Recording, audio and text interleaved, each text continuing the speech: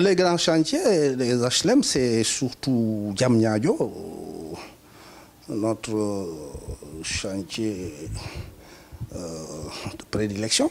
Diamniadio avec ses parcelles assainies, Diamniadio avec les futurs logements. Il y a aussi Nyakherat où l'on va édifier là-bas aussi des parcelles et des logements. Il y a aussi au niveau de Fass Payotte ici, il y a au niveau de la Patte d'Oie, au niveau de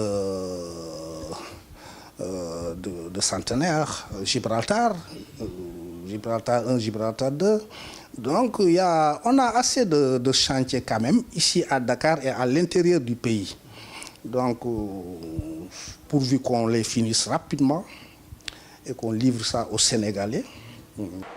Effectivement, pour aller vers des logements sociaux, il faut que l'État nous appuie. Parce que la SNHLM, c'est une société totalement nationale, 100% État. Donc, et l'État est en train de soutenir les privés, il est en train de donner des terrains aux privés. Et pourquoi ne pas en donner à ses propres sociétés? Je revendique toujours ça.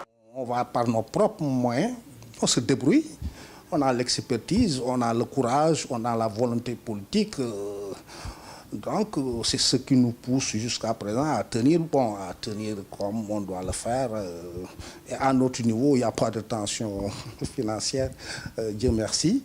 Donc voilà pour ce qui est de la SNHLM. Pour le ciment, je pense qu'on est revenu à la normale. Hein. Il s'était permis de hausser le prix de la tonne de ciment, mais l'État a tapé sur la table et on est revenu au prix initial. Donc, chaque fois que les matériaux de construction augmentent, ça peut impacter sur le prix du logement. Ça, c'est normal, c'est la loi du marché. Ça se fait comme ça. Voilà pourquoi, en principe, on dit les prix indicatifs, les prix que nous donnons sont des prix indicatifs et que les prix définitifs sont ceux au moment de la livraison.